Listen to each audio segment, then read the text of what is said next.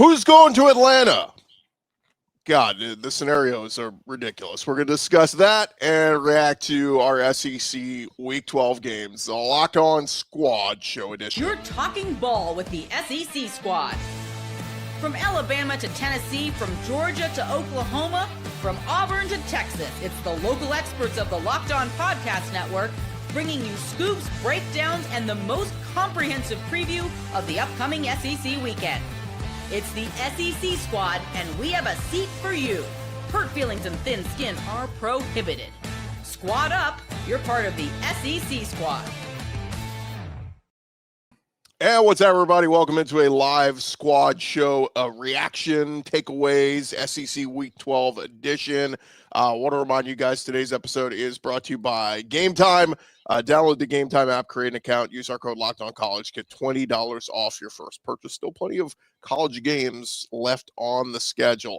We'll have a little bit of a split squad today. Chris Gordy here with you, Locked On SEC. Stephen Willis from Locked On Ole Miss. We may have a few other guys jumping in with us. We'll have some video reaction from others who can't be with us. So we'll get into it all. But Stephen, before we get into the games that happened yesterday, I do want to get into, because this seems to be the biggest discussion today, is who's going to Atlanta. And this is where I kind of start to say, you know what?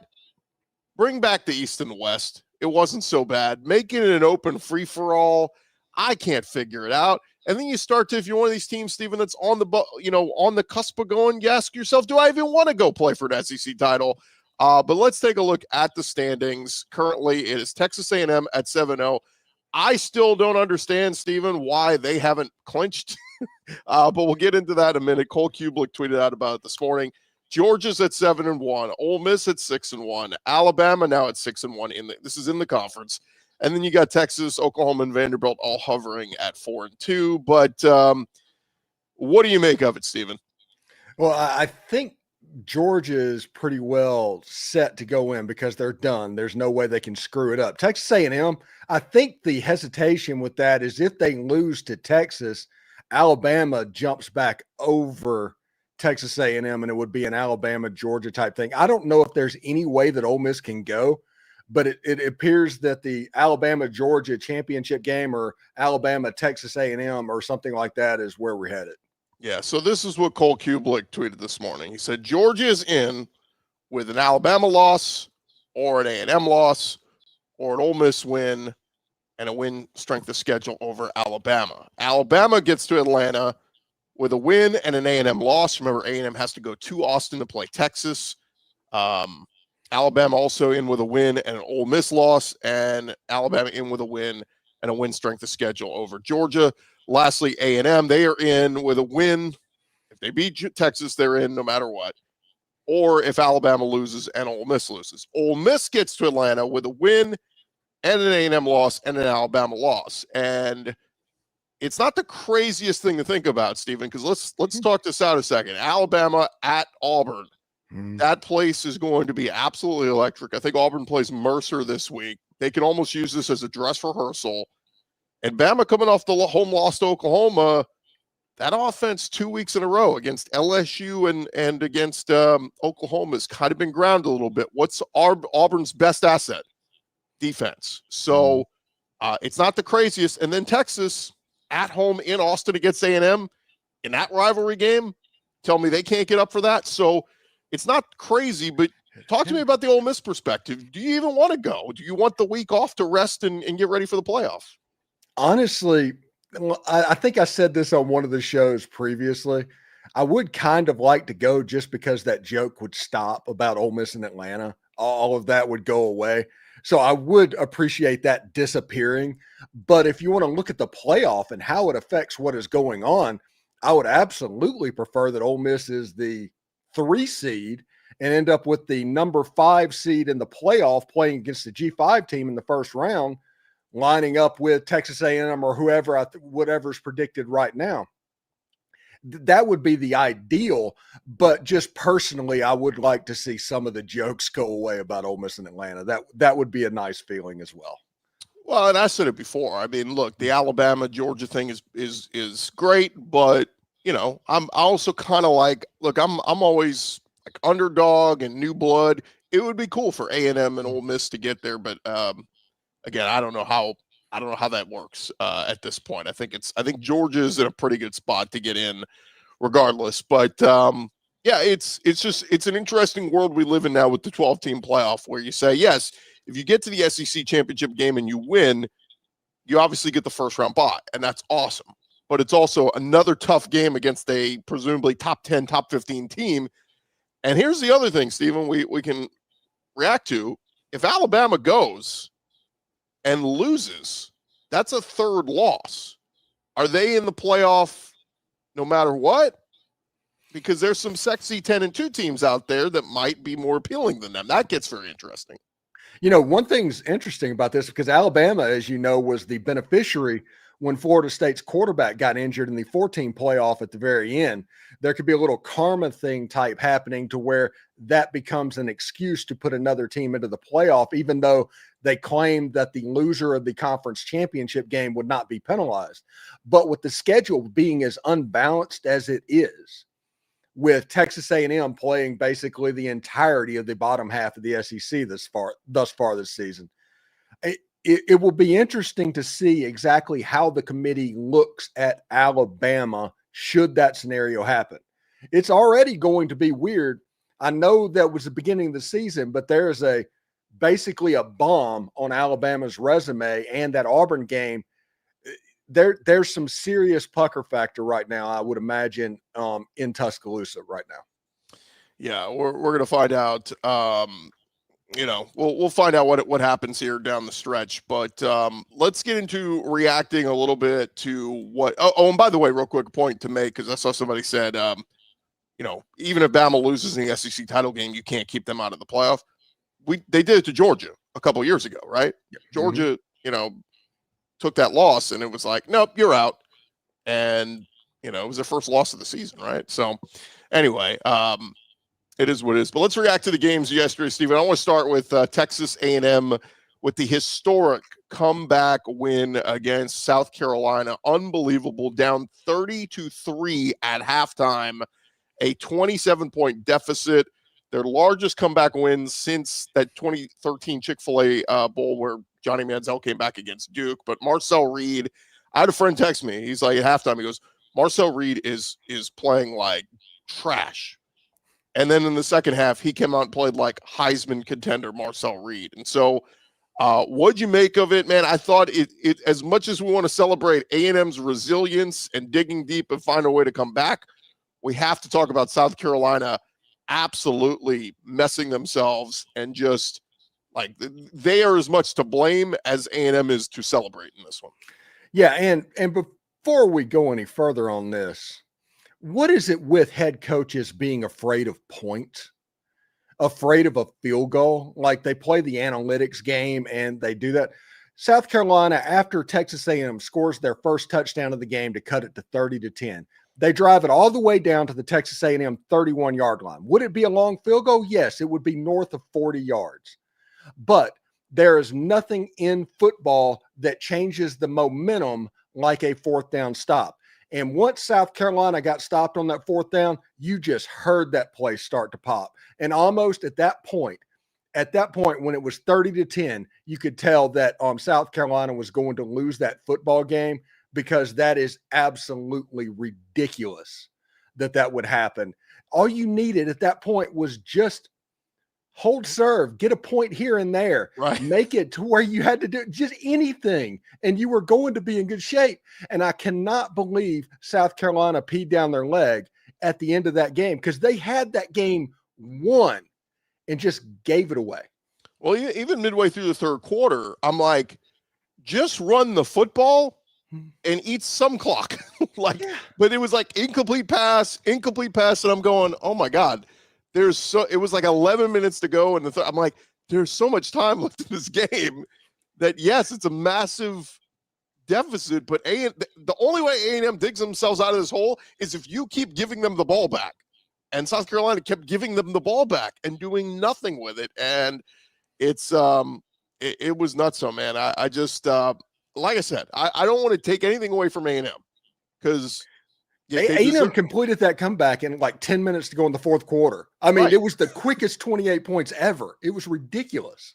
And look, Cassius Howell, I get to vote for a lot of the postseason awards. I'm telling you right now, I'm putting Cassius Howell on every postseason list out there. I think he should be a finalist for the Lombardi. I think he should be a finalist for a lot of different awards. That guy is a difference maker. He's incredible. And so, but on the flip side, if I'm a Carolina fan today, I'm waking up going, Shane Beamer. I mean, look, we like the guy, or they like the guy. They, seems like a nice dude. I've interviewed him a couple times. I just, man, it's losses like that where you got to look yourself in the mirror. Now 3-7, 1-7 in the SEC. This is almost, remember preseason, Stephen, SEC Media Days, Lenore Sellers was the preseason first team all SEC quarterback. And he's still being talked about as the first pick in the draft, or at least top 10 in the NFL draft. So that tells you right there, for this team to be 1-7 in the SEC, 3-7 overall, it's coaching, right? I mean, it's hands down coaching. It's not talent. You've got talent. Look at the three quarterbacks that were named at SEC Media Days preseason. It was first team Lenora Sellers. Second team was DJ Lagway, who actually had a decent game against Ole Miss on Saturday. It was one of DJ Lagway's better games. And third was Arch Manning. It's just funny to think about all of the hype in the offseason and how it got built up and how it ended up actually playing out, to where Ty Simpson, Diego Pavia, who even thought that Trinidad Chambliss was a thing at that point. I mean, it's crazy to think about, but we're going to do it all again too. Now we're going to create all the hype and talk about all the storylines for 9 months after football season. Again, we're going to do this again, but it's kind of funny to look back and go, man, there's so many people that were just so wrong, just gassing up these quarterbacks. Let's talk A&M, because the news came out earlier in the day that Mike Elko was going to be getting a big fat extension. Now, look, I've changed my tune on all this stuff. I am in the moment of pump the brakes. A guy is under contract, and he is living up to his contract. He is earning the contract you gave him. But instead, these ADs go, the agents call the ADs and go, you might lose your guy. Hey, Penn State's calling. Hey, he might leave. And suddenly these ADs go, oh my God, we cannot lose Mike Elko. Oh my God, we need to get everybody on the phone. We got to start raising money right now. We need to give him a big extension and make him one of the top 5 highest paid coaches in college football. And my attitude was like, slow down, take a minute to breathe. And the funniest part would have been had he lost that game yesterday. On the same day, he signs this massive extension. But regardless, they found a way to win. Look, Elko deserves the raise. I still am just amazed at how these ADs, the agents, pull them over their lap and absolutely spank them into oblivion, going, we own your ass. Like the minute we have any success, it's in your ear going, you better pay my guy. And again, Mike Elko, congrats to him. But what happens if he goes 7-5 next year? We're all going, man, that was a little bit overreactionary, wasn't it? Well, that's how the Jimbo Fisher contract came to be. If we want to just keep it Texas A&M, he went, was it 10-2 and went to the Orange Bowl during the COVID year or something like that, whatever the record was. And it's like, oh my goodness, Jimbo Fisher, we got to get him paid. And that's when the contract happened and all of this started going downhill for the Aggies. Now, thankfully, they have oil money out the wazoo, so they were able to handle everything that was there. But there's some schools that just can't do it.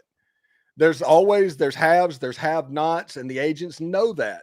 And the haves they use against the have-nots to think they're going to take your coach, and there's no proof that it's going to actually happen. All you can do if you are an AD. Let's talk about the Lane Kiffin situation that's going on right now, okay? All these people are coming in and after Lane Kiffin. All you can do is put in a competitive offer, put your best foot forward, and hope for the best. It doesn't matter all the media narratives that are going on, people carrying the water for what they think's going to happen, stuff like that. No, just put your best foot forward, make a good offer, make that offer publicly known, and then let the chips fall where they may. I should mention here that just kind of looking at AM's schedule next year, they will get Arizona State will come to Kyle Field. We'll see what they look like if Kenny Dillingham is still there. Their road games next year are at Alabama, at LSU, at Oklahoma, at South Carolina, at Mizzou. So you have 5 true road games in the SEC. And then home games against Texas and Tennessee and Kentucky and Arkansas. I'm just telling you right now, Steven, that like the whole Texas 8-4 joke, like it could come back down there. And maybe Aggie fans are fine with that. Like if they make the playoffs this year and they make a run, I mean, look, they could even win a national championship the way Marcel Reed's playing. But like, I'm just saying, like, we tout all this up. Don't expect Elko to go 10-0 again next year. Like it's going to, the means are going to come back down because look at the schedule next year. And that's everybody saying about their schedule this year was on paper, it looked tough coming in. And then as the season played out, South Carolina wasn't as tough. LSU wasn't as tough. And all their wins have come from the bottom half of the SEC. And again, it's not a criticism. It's an observation. I'm not trying to demean the Aggies. We're just saying, yeah, you avoided a lot of those the top tier teams in the SEC this year, and that's fine. Yeah, their biggest game, obviously, in the top half team, you're going to face Texas in Austin at the end of the season. And honestly, that is going to be the litmus test. We know what happened against Notre Dame. I'm not taking that away at all early in the season, but that'll be the litmus test of what's going on. And if they make it to Atlanta, then you're going to get either likely Alabama or Georgia or maybe even Ole Miss or something like that, and you're really going to be tested as well. So you're going to know what you have going into the playoff. I do not know that Texas A&M knows what they have right now. That's the weird thing, because the same performance that they had against Notre Dame and South Bend, they did the same thing in Fayetteville against Arkansas. So it's like, which way does it need to go? But I will be impressed. I like Marcel Reed. It's fantastic. His dad actually follows my show because he used to be an Ole Miss commit. He still does that, sends me DMs all the time. I like what's going on. I like the trajectory that Marcel Reed is on right now. But do we actually know that he is there, or is he still building, if that makes sense, Chris? Yeah. And look, he's probably, I mean, what is he, a redshirt sophomore? I mean, I think he'll be back next year. And A&M could be even better offensively. So, I mean, even though the schedule was much tougher next year for A&M on paper, you know, who knows? You know, is Arch Manning back at Texas? We assume. I mean, there's a lot of things to assume about next year. Let's get into some of the other games here in just a second right here on Locked On SEC Squad Edition.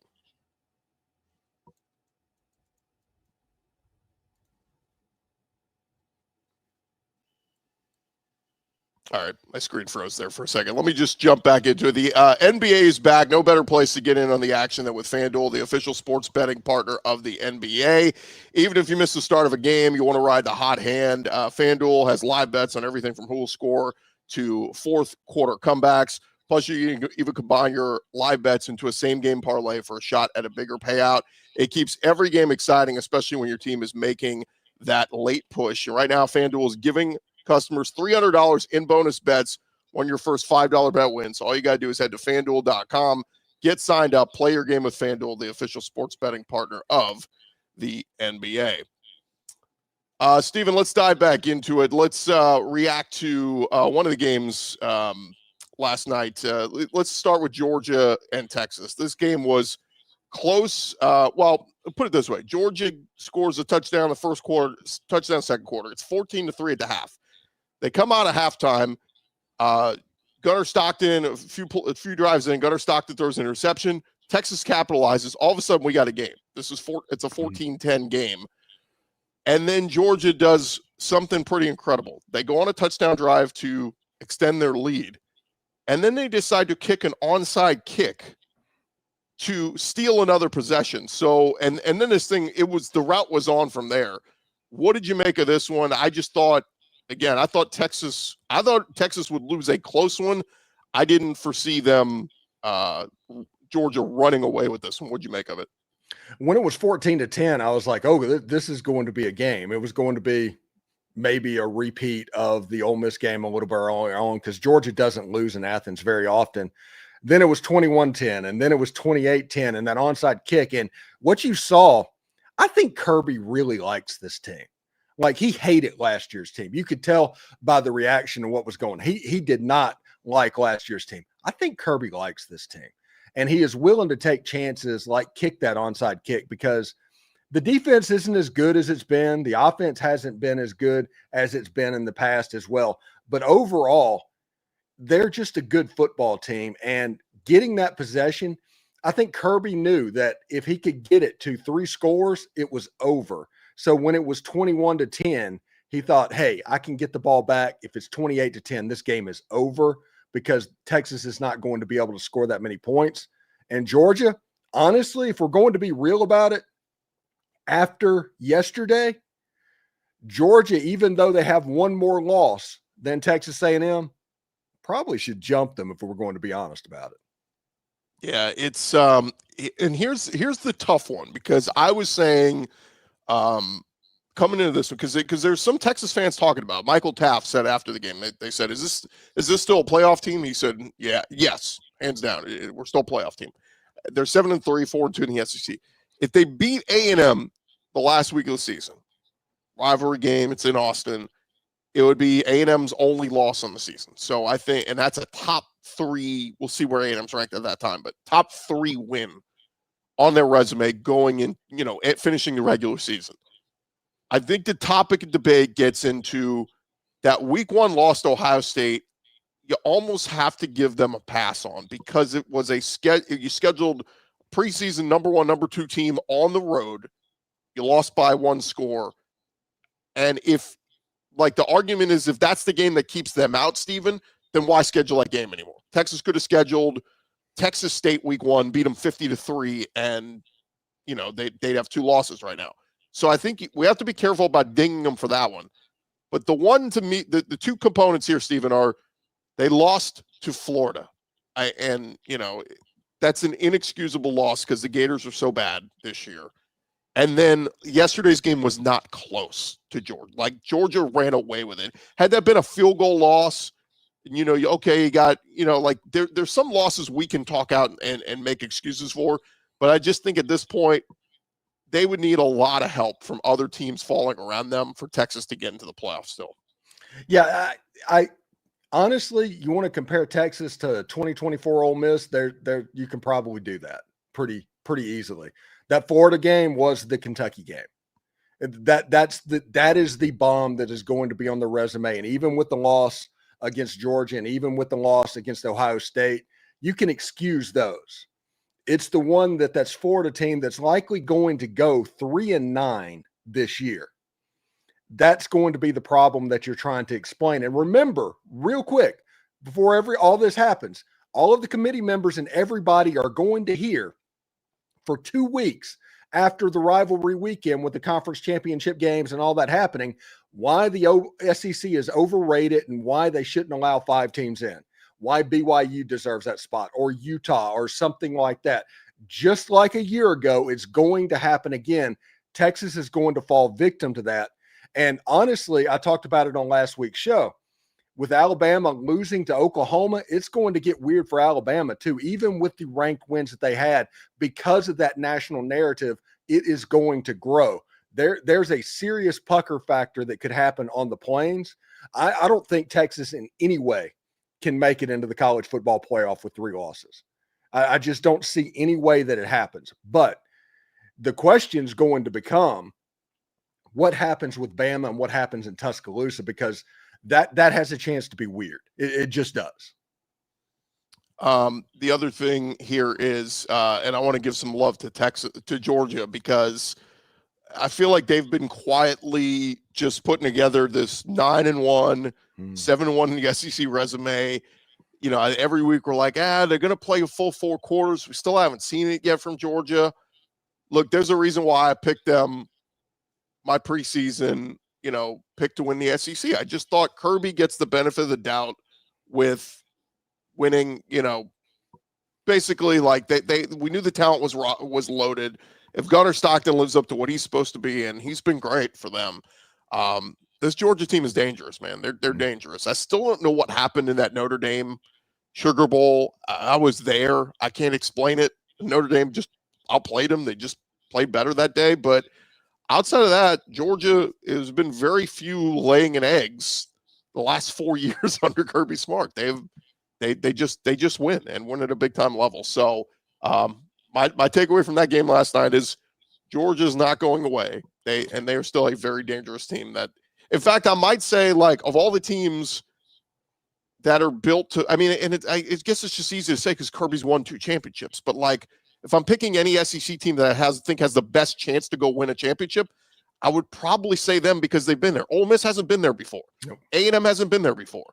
So, like, Georgia has, and some of these players have. So, if I'm picking a team that I would say has the best chance to go and win a title, a national championship, I would roll with the Georgia Bulldogs. But I don't think that's a hot take. And in this age of the 12-team playoff where every team in college football is flawed, everything is going to be matchup dependent. So if Georgia gets a bad draw in their bracket, it could be problematic. It's becoming much more like March Madness every single year. So whether Ole Miss, A&M, Georgia, Alabama, whoever's in it, Oklahoma, which looks fantastic right now, especially defensively, it's all going to be matchup dependent. How about Oklahoma against Alabama? We kind of heard warnings about it all last week. People kept, even Bama people I kept talking to were like, I'm nervous about this game because of how they played against LSU. And LSU, give them credit, they got up for that one, and the defense played great. Their offense couldn't do anything. But I think that's what people were worried about, or Bama fans were worried about, was this Oklahoma defense was better than LSU's. They're coming in here. If they stymie our offense, what if their offense does enough? And the crazy thing is, you look at the stat line, Bama had like double the yardage and everything to get. The offense was there for Bama. It was not there for Oklahoma. But the most important stat, turnovers. Bama turned the ball over 3 times, and that was the difference maker.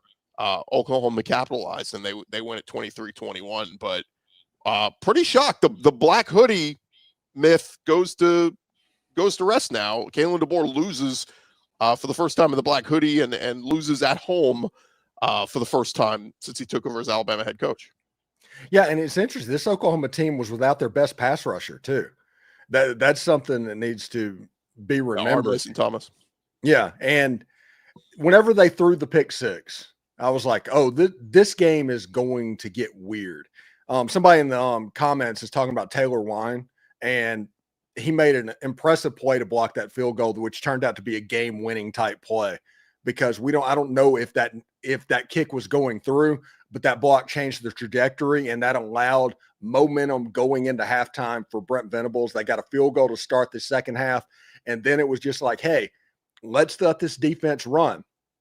Ole Miss, for all of their stuff going on, whenever they played Oklahoma, they intentionally slowed it down so that the ball was snapped and adjustments was after 15 seconds because the helmet communication got cut off, because Brent Venables is so good at diagnosing what you do.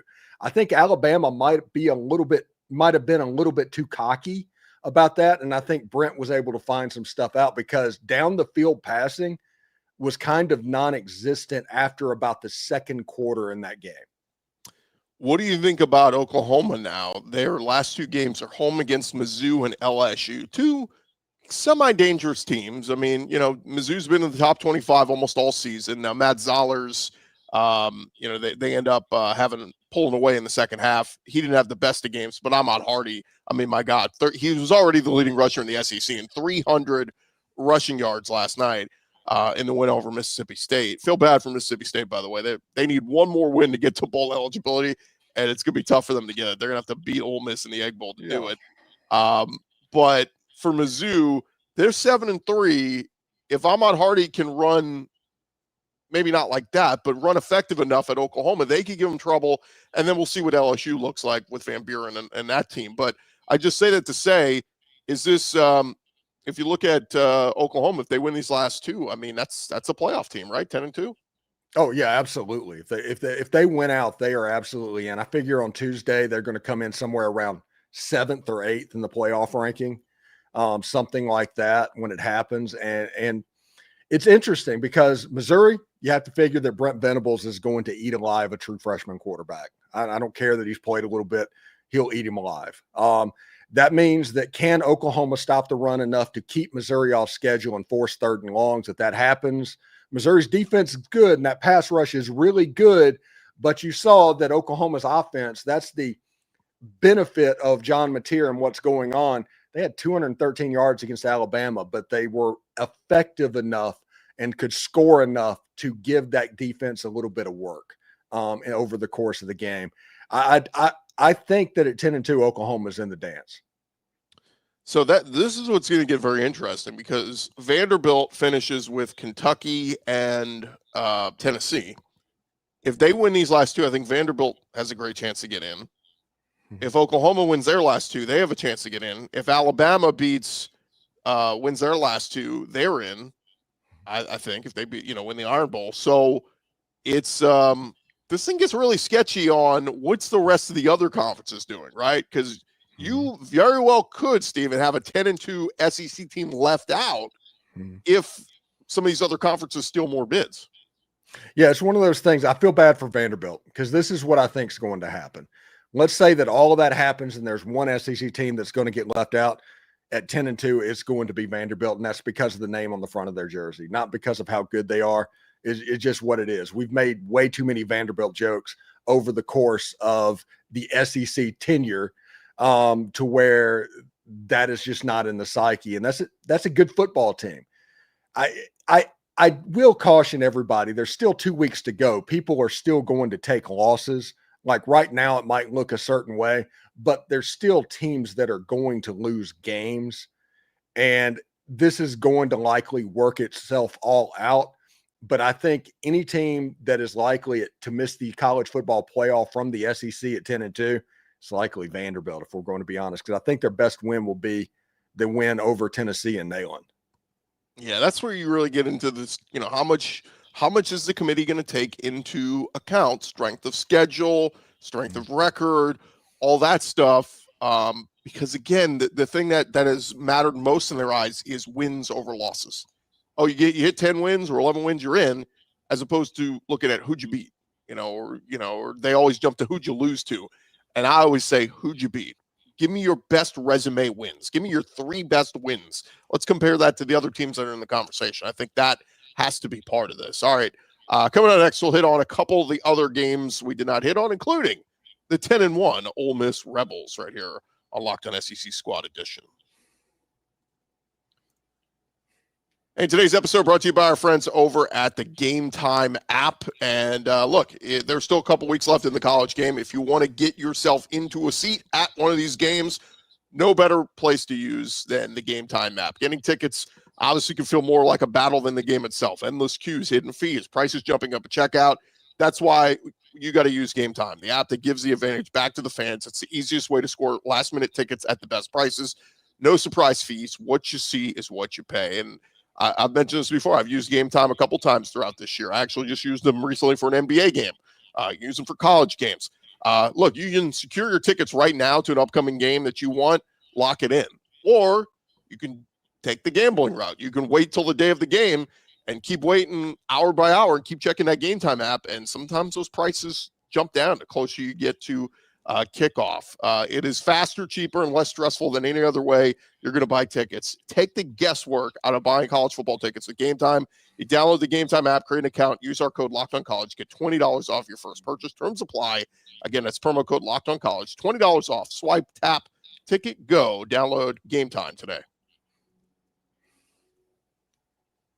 All right, Steven, let's get into your game. The Ole Miss Rebels beat Florida 34-24, but final score not indicative of how this game played out. Florida hanging around. And I thought, played, especially the first half. I thought DJ Lagway hit on a couple of those big chunk plays and touchdowns, and he did not look afraid.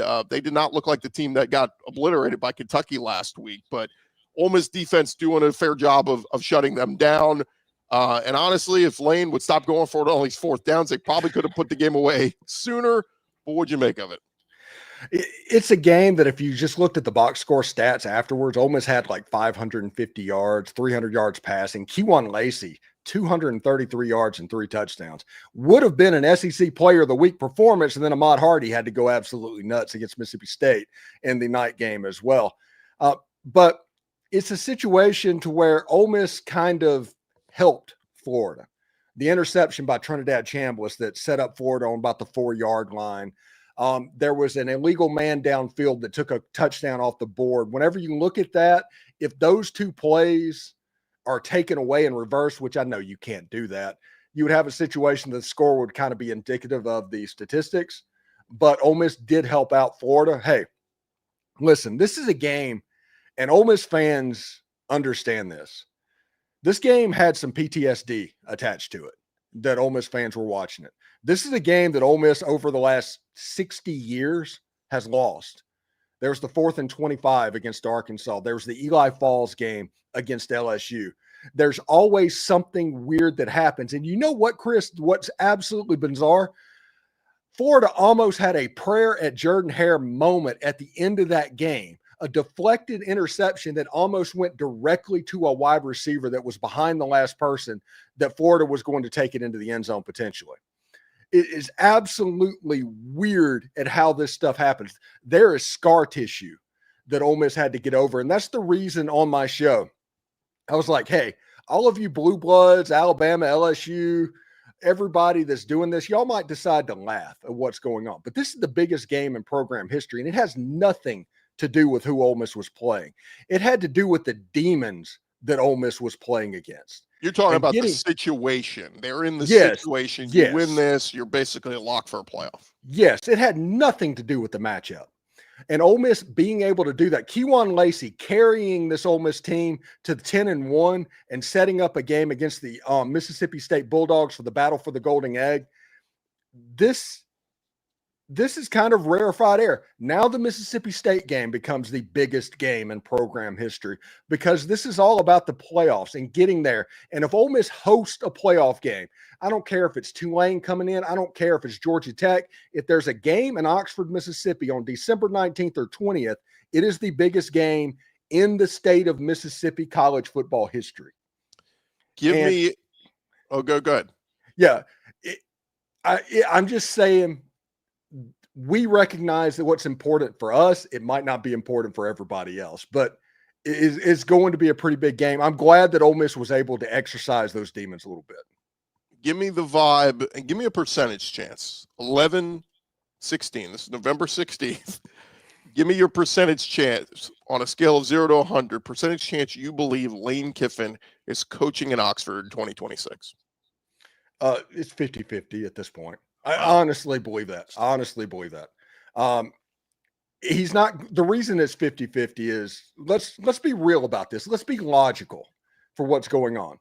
Let's say that Ole Miss makes the playoffs. Lane Kiffin's not going to take another job. He's not going to sign a piece of paper. He's not even going to let it be known that he's going to another job until the clock hits 0 for the final time in Ole Miss's season, which meant that Ole Miss, if they win their first playoff game, then they play on January 1st. If they win that game, let's say it's a Sugar Bowl against Texas A&M, you go on to January 9th. And at that point, whoever is after Lane, you've kind of waited out the time frame. I think that draw specific in this playoff run, should Ole Miss make it, is going to be absolutely huge. But nobody knows what's going on. He's so good at keeping his cards close to his chest and just kind of letting all the disinformation flow around, that anybody that is guaranteeing one way or anybody that's guaranteed in the other is probably likely wrong, honestly, at this point. Yeah, here's the tough part. You get to the week of December 1st. It's National Signing Day. It's the week of the SEC Championship. Let's assume Ole Miss isn't going to Atlanta. Let's say LSU and Florida reps are pushing Lane, going, we need a decision now. Is that, do they make it known he's going, he's interested or he's going to one of these schools? And then let's just say, for argument's sake, it leaks out there. Pete Thamel puts out there, I'm hearing rumblings that Lane Kiffin and LSU are in advanced talks, kind of like he did yesterday with James Franklin and Virginia Tech are in advanced talks. If you're Ole Miss at that point, do you allow him to? He doesn't coach. So you're pulling the plug right there. Right at the moment that comes out that he is going to go to another team inside the conference and coach a game, he doesn't coach another game for that team. Just saying advanced talks, though, not even saying it's announced he's leaving. No, it doesn't even need to get to that point. And you need to let it be known to Lane that it can't get to that point, or else we'll be forced to go into your contract and make decisions based off of that. I don't think it's going to get to that point. I don't believe it will, but if it does, yeah, you got to move on. You make Joe Judge the interim coach, you Charlie Weiss the offensive coordinator, Pete Golding defensive coordinator, and go to try to win a game. But you can't even have anything close to an advertisement for a competing SEC school standing on your sideline. I keep seeing people keep talking about, state law in Mississippi limits contracts to 4 years. I get all that, but can't they if they wanted to today, Lane could go to the Ole Miss administration and say, guys, I'm done flirting with these other schools. Let's lock it in. Let's announce today. At the end of this season, I will sign a long-term deal, or you guys will make me the highest paid coach of college. Like, they could make that announcement if they wanted to, because we're seeing it made across all the Matt Rule at Nebraska. What's his face at Rhett Lashley at SMU? Like, all these are starting to happen. So there's no reason why they can't come out and say at the end of the season, we will make Lane the highest paid coach of college football, and he's locked in until, he will die in Oxford. Like, he's here for life.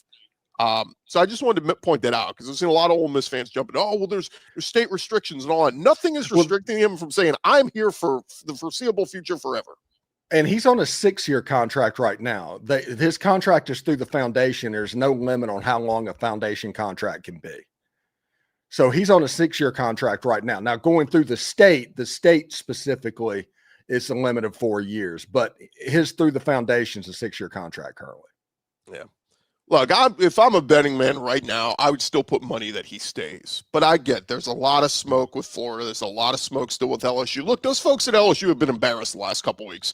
They would love nothing more than to hit a home run hire. And again, they're going to have to make him the highest paid coach of college football. They would love nothing more than, and that'd be a huge win for LSU to get Lane Kiffin. I'll just say this. In 2016, I heard from multiple people, he was coming to Baton Rouge to come be the OC under Ed Ogeron, until Saban pulled the rug from under him and said, no, you're going to FAU. So in 2005, when Ed Orgeron came to Ole Miss, he was going to be the offensive coordinator for about a month, and then it just didn't materialize. Is that when he got the U.S.? Was he at U? I forget. Yeah, I think that's when he got the USC OC job. Him and Sark doing their thing, I think. Yeah. Somebody said if he was staying, he would have said so by now. That's kind of where I am. Like, all these other coaches are saying, I'm staying. And I don't think he's decided. Yeah, so he just says nothing and lets everybody run with it because he just doesn't know. He could Tommy Tuberville it and pop up there and say, the only way I'm leaving Oxford's in a pine box, right. And then, it's something like that. I understand that it's a horrible thing. I understand the ego and the trolling and all of that stuff. It's just exhausting. But in my opinion, I mean, it's like I tell people, Chris, it's like the Dark Knight Rises, Bane says. Other fans that come in and start dealing with the Lane Kiffin experience, they're renting darkness. Ole Miss fans were born into it. We deal with this every single year. So until the script changes, we kind of know where to perk our ears up a little bit. So we'll see how it looks. Like I said, I don't think he knows. Anybody that is for sure saying one way or another is wrong. And anybody that's announcing a date on anything after the last time the clock hit 0 when Lane Kiffin's team is playing, they're also probably wrong. I'll say too, I don't know. I forgot what I was going to say there, but I want to live in a weird world where both Kiffin and Sark go to the NFL and just totally blow this whole thing up in the SEC. I think it could be really, really funny.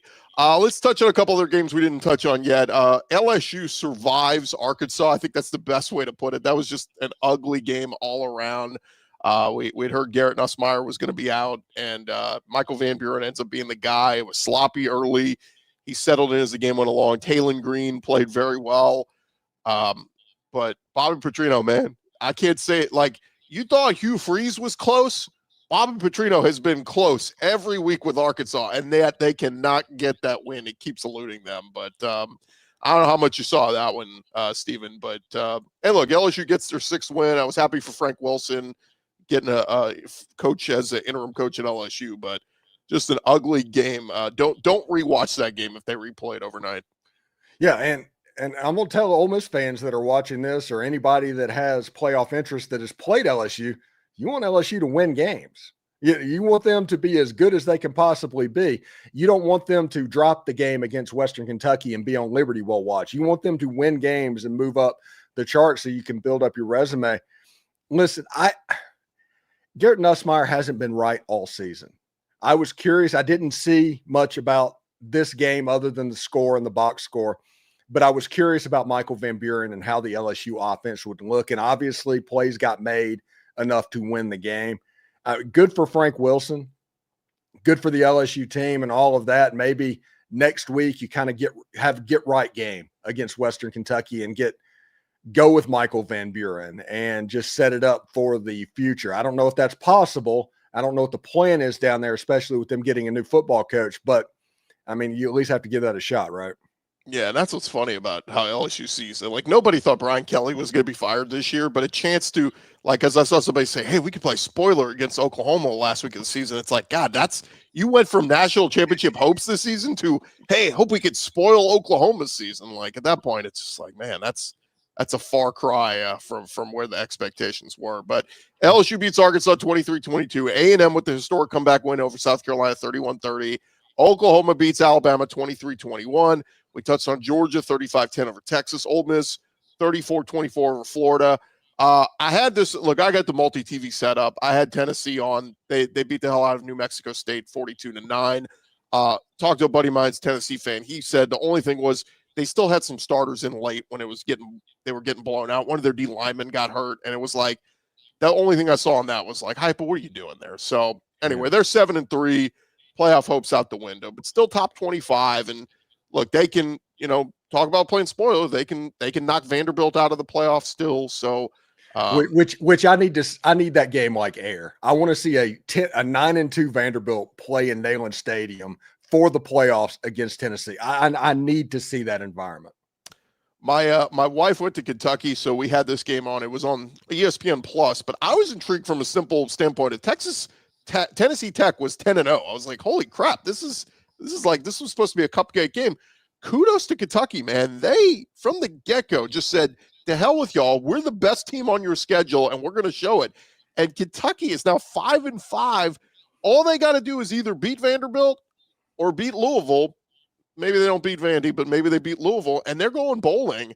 And that's crazy because Mark Stoops, about a month ago, Stephen, we all had him on fired watch, and he seems to have kind of saved his job there. So kudos to him. Yeah, Cutter Boley, man. He's just been the playmaker. We talked about it like a couple of weeks ago. It's like, hey, Kentucky for the first time in like 3 or 4 years actually has something they can point to. And that is a quarterback that can actually make plays. And this offense is starting to grow and everything. They're getting better and better and better. They're at the point, that game against Louisville, the last game of the season, they're going to be a problem in that game because you can see their efficiency kind of picking up. I mean, I think there was a story a couple weeks ago of the offensive coordinator talking with the Kansas City Chiefs about how to use Kendrick Law as speedy player and how to get him the ball because they're so good at Kansas City at getting their speedy wide receivers the ball in space. And all of a sudden this offense kind of opened up a little bit. We made jokes whenever they almost beat Texas, and honestly, they should have beat Texas in that game. But we made jokes that whenever you get schooled in offensive football by Kentucky, you might have a problem. But that turns out that might not be the case. The funniest part about this is had they held on to beat Texas, I was at that game, and I mean, they were right there. They got to the 1 yard line overtime. They couldn't punch it in. Had they won that game, Kentucky would be 6-4 right now, and they'd have a chance to beat Vandy and Louisville and maybe go 8-4. Like, that's insane how close they are. But I get it. In Bobby Petrino and Hugh Freeze world, close but no cigar, you're not there. You can say close, you're not there. But anyway, I did want to give a hat tip to Mark Stoops. That team is playing hard, and if you're Vandy or Tennessee, you're going, gosh, we're going to play this Kentucky team now? It's not very fun. Lastly, we kind of touched on it, but Mizzou does roll Mississippi State 49-27.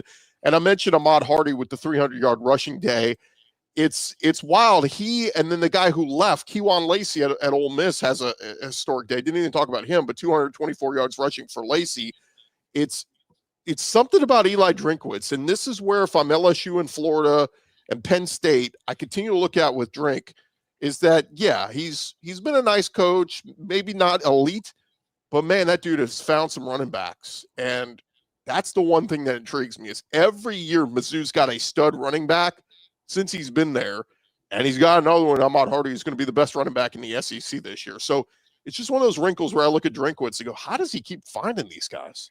Yeah, it's kind of like Lane Kiffin in quarterbacks, honestly, to the point where if he offers him, go ahead and offer him and go all in because you know that he's been evaluated whichever way that goes on. I mean, Kewan Lacey, a Missouri transfer, by the way, rushing for 224 yards and 3 touchdowns. Ahmad Hardy, who was last year at Louisiana Monroe, by the way, to show use of the portal and all that going on. He's a Mississippian too, as well. He's from Lawrence County down in South Mississippi. He is somebody that I thought going into this game, going into this weekend or this Sunday, that Kewan Lacey was going to have a chance to be SEC Player of the Week. And then you look down and it's like, good grief, Ahmad Hardy. That's crazy. The bad thing about it is Mississippi State's run defense is pretty scary. It's almost to the point where the worst thing you can do is try and throw the ball on them because they're competent at pass defense, but the teams that can run the football completely take them apart. And that's the problem that they have on this football team. And Missouri and that outside zone and all the stretch stuff that Eli Drinkwitz does just completely took them apart. Well, as we wrap up, Stephen, we had a lot of people commenting. Where are the other guys? They're like, everybody's either we got our church crowd, they're all at church. We got a travel crew that were at games that are traveling, all this. So let's get to a couple of our guys who sent in some videos who couldn't be here. We just talked about Mizzou. Let's hear from John Miller from Locked On Mizzou. All right, Missouri beats Mississippi State yesterday. Hey, wonderful. That's great. But I bet this audience wants to hear about Eli Drinkwitz and the coaching carousel. I'll be honest with you, this whole time I've been thinking Drinkwitz was going to return to Missouri, but after some comments yesterday about the lack of, corporate support at Mizzou right now, I have to admit I'm starting to waver a little bit, or at least I'm starting to get worried that Eli Drinkwitz may be seriously listening to overtures from Penn State, from Florida potentially, from LSU, from Auburn potentially. Any of those jobs obviously could be enticing to anyone. It's been my assumption this whole time that Drinkwitz will return to Missouri.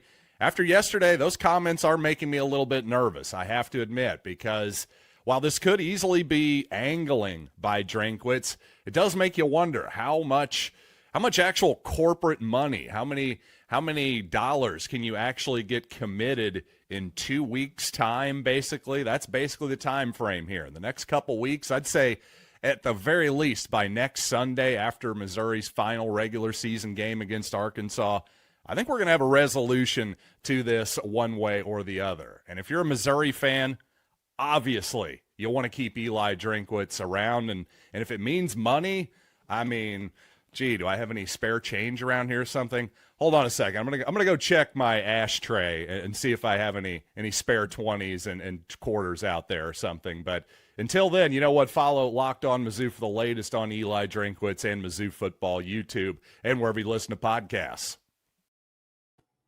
John Miller keeping 20s in his ashtray. I need to go over to his house, man. That's pretty good. Making some bank. Just real quick, your thoughts is Eli Drinkwitz back at Mizzou in 2026? Eli Drinkwitz is in a similar position to me as Lane Kiffin, to where they just give him whatever's necessary to keep him, and he's going to pay him extremely well. And if he wins 10 games a year like he's been doing, they're going to put a statue up to him. I don't know why he would want to go into that Penn State blunder or any of these bigger programs. I'm not 100% sure. But the difference is Eli Drinkwitz hasn't done that before when Lane Kiffin has. Lane Kiffin did Tennessee. Lane Kiffin did USC. He saw how they operated. Eli Drinkwitz doesn't have that on his resume yet, so we'll see exactly how it goes. Let's hear from Eric Kane, Locked On Vols. Hey, what's up, everybody? Eric Kane, the host of Locked On Vols, and Tennessee wins 42-9 yesterday against New Mexico State. Again, this is a game that had no juice. Tennessee played like that. Coming off a bye week, heading into New Mexico State, which is your November cupcake, and then obviously coming off the loss to Oklahoma, which essentially knocked yourself out of the college football playoff picture. No juice. Tennessee played like that. 3 first-quarter touchdowns, but sandwiched around a couple of first-half interceptions. Second quarter was brutal. Tennessee's defense gave up 9 points, which is really solid, especially in a game like this. But they gave up way too many first downs. Gave up too many yards through the air. And Tennessee did force a couple of takeaways, which is good to see. But it's kind of like Tennessee won 42-9. The game was never in jeopardy. The game was never lost. Tennessee was never losing this game ever.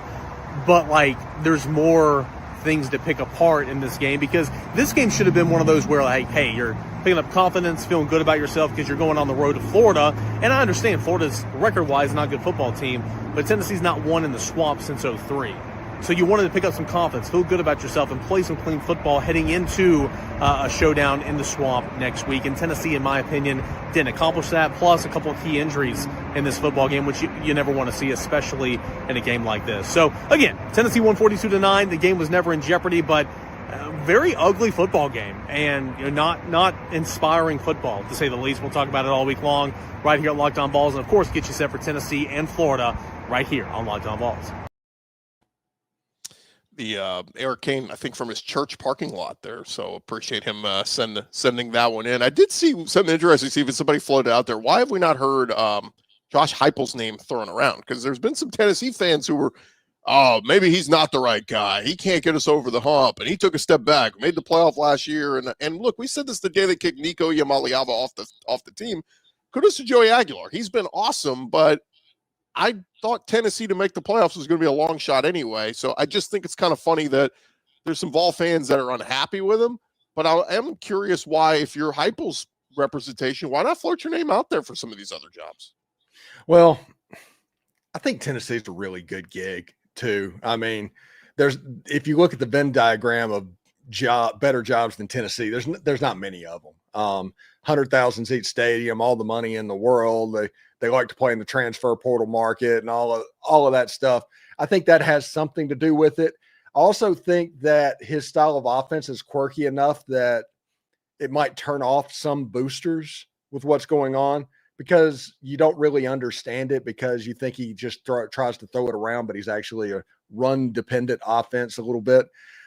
I don't know why he's not around. Now, I wouldn't take anybody serious online that is saying, hey, we need to get rid of Heupel. We can't get it done, because that doesn't make any sense at all. But I think Josh Heupel might just be happy at Tennessee, if we're going to be honest, to where he's just told his agent, it's like, hey, let's just take a year off or so and see what happens. Lastly, before we call the show, let's hear from Jay Smith, the victorious Jay Smith, who is in Tuscaloosa, heading back home with the big win for Oklahoma. I know y'all hate to see me. Yeah, I had to do that. Oklahoma pulls out the W against Bama, 23-21. I'm here in Birmingham, Alabama, so I will not be there live for you, unfortunately. I'm so sorry. I don't get to hear me yell and lose my mind. I do have things I need to say, though. Can we get a little respect on our name? That's all I ask. That's all I ask. No, it wasn't beautiful. It was pretty ugly of a win. But it was pretty consistent with the way this team has played all season long. We now have a 8-game sample of this, what this team does. No, 10-game sample. I'm sorry, 10. I can't do math. Why? Because I don't have a voice. And because I don't have a voice, I can't do math. I know it doesn't make any sense. But I'll say this, though. Oklahoma pulled it out. The defense showed up fourth quarter, only giving up 40 yards total. Really making Ty Simpson and them think harder than they wanted to. That was an epic battle between Kalen DeBoer, Ryan Grubb, and Brent Venables. And I agree with BV that as epic of a battle it was, no one deserved to lose that game. But the good thing is Oklahoma won. So it's all that matters. Our playoff destiny is in our hands now. I just need us to not fumble this bag. I'll see y'all. I should see y'all at the squad show. I should. There's no reason not to. So y'all be good. Drink your water. Eat your vegetables. Jay is signing out from Locked On Sooners.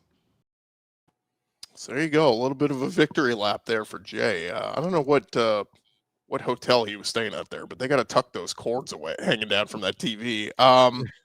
On the way out here, Stephen, coach's poll just came out. Alabama number 10. It's so funny. Bama loses games and they just never fall out of the top 10. It always happens that way. Always within striking distance. For years, it was the Saban factor. Like Saban, Bama would lose a game and they'd drop 2 spots.